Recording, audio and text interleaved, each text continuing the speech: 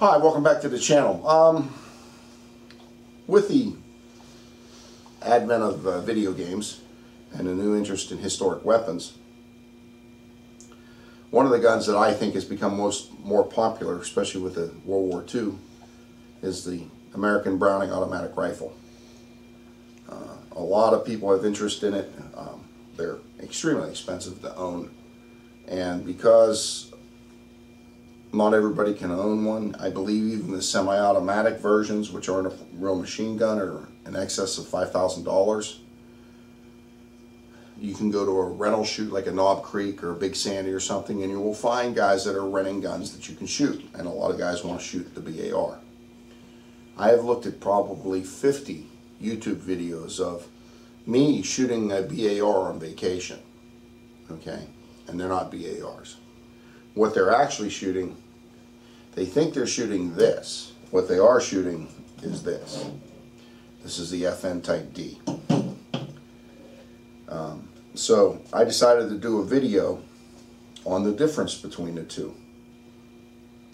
And at the end, after, I don't know if this is going to be a 1 or 2 videos or how long it's going to be, we're going to make some conclusions on what and I'm going to ask my son what he, after he shoots them, which one he thinks is the best. So, without waiting any longer, let's get into it. All right, we're going to start first with just kind of a rundown on what we have on the table. This one here, this is a Winchester made, dated 11/18 on the barrel, b.a.r. It went through the A2 upgrade, an early A2 upgrade, because it has the 2-screw buttstock and the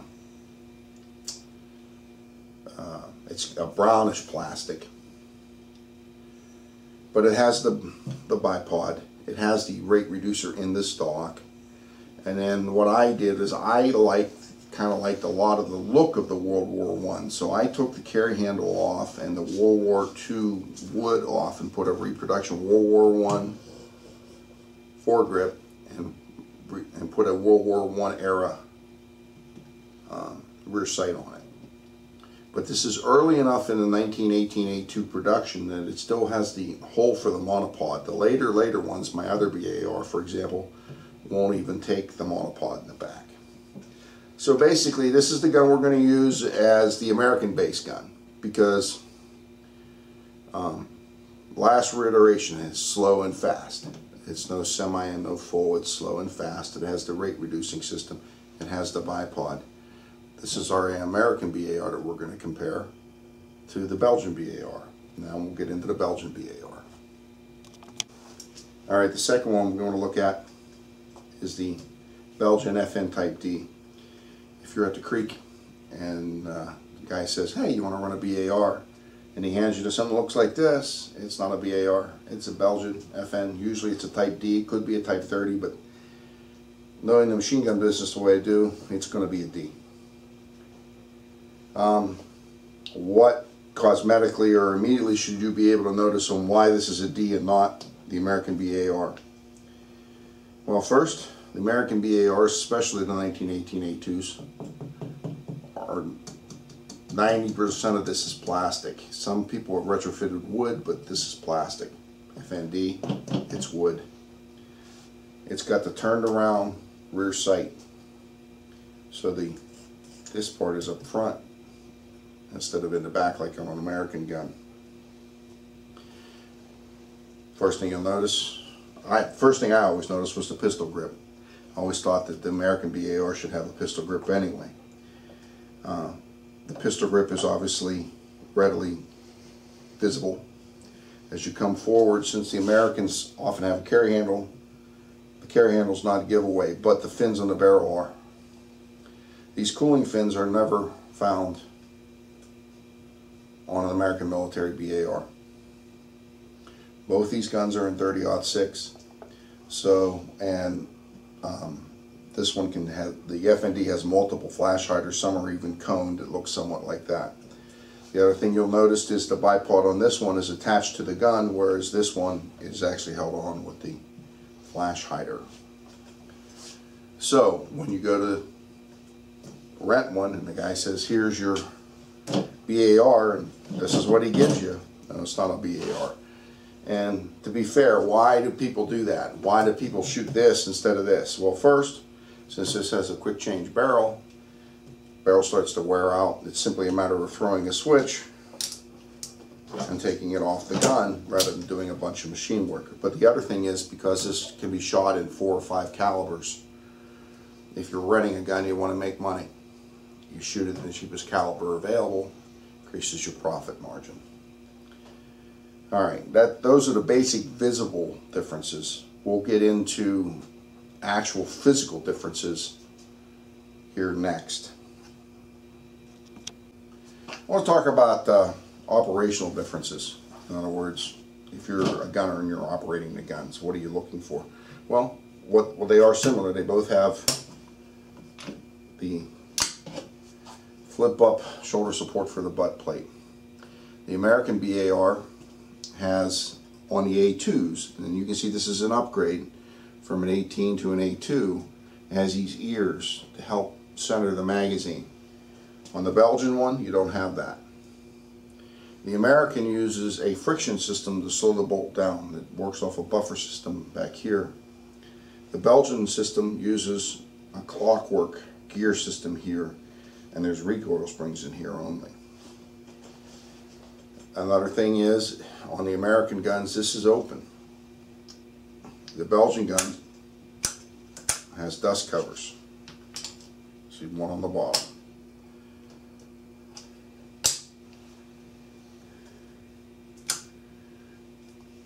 As you move forward, obviously I showed you the quick change barrel. I'll show it to you again. You push this button, then it comes out. That's how easy it is. As you move forward on the guns, the American 1918 A2 standard grip is about this big. Not that big. This is even smaller to allow more cooling. Cooling fins, we get forward to the gas system. The gas system on the American b.a.r. has 3 settings.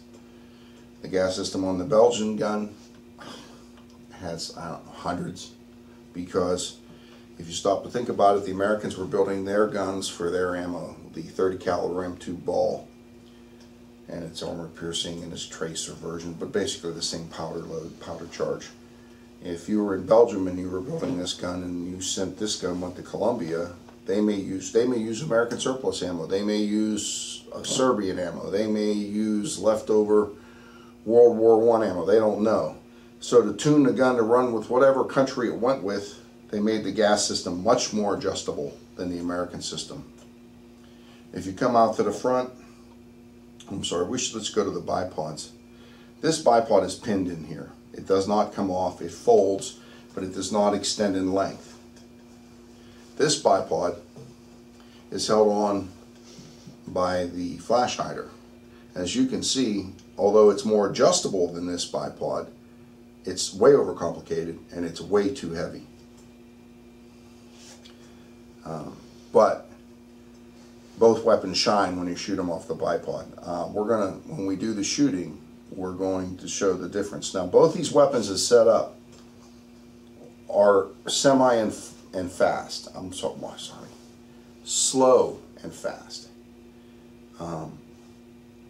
The American original gun was in semi and fast.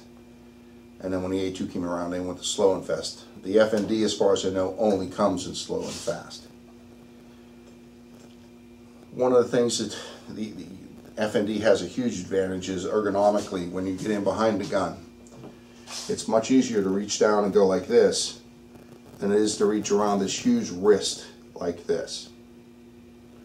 I found that when I shoot this gun, to keep my thumb from bumping me in the nose, I end up laying it down this side of the gun instead of across the back. But also take into account this gun was designed for walking fire, where you would hold it down at your side, and this is more easy to hold on to than reaching down here to run walking fire, semi-automatic walking fire. So that's the operating difference. I do want to add one thing to the mix. And we're going to show this on the range more than anything. When the b.a.r. was exported, FN took part of the world and Colt took another part. Sweden bought a bunch of b.a.r.s. I believe they're called the model of 1921. But a lot of the model of 1921s were built by Colt in the United States, so they're inch pattern guns instead of metric pattern guns. The Swedes put a pistol grip on their 1918 or 1921s. And the amazing thing about that is, because this is off an inch pattern gun, I can literally punch this pin out and put this on and shoot the 1918 with a vertical pistol grip in the original semi and full. And we're going to do that in the shooting just to add something to see if it makes this a little easier to shoot, especially prone. So we'll just keep chugging along. As I said, there's a lot of stuff to cover here, and I hope to get it all in. Thank you. As we're going through this, this video is getting very long, so we're going to stop here. In the next chapter, we're going to discuss the magazines, some of the simple things as wrenches, and we'll do field strips to show you the difference between the field strip. And then I believe the final chapter will be, weather permitting, and I get enough 30-06, we'll go out in the range and we'll actually do firing comparisons between the two guns. Thanks for watching. Thanks to Ultra Firearms for sponsoring me. Sometimes I forget to mention them. Hope to see you soon.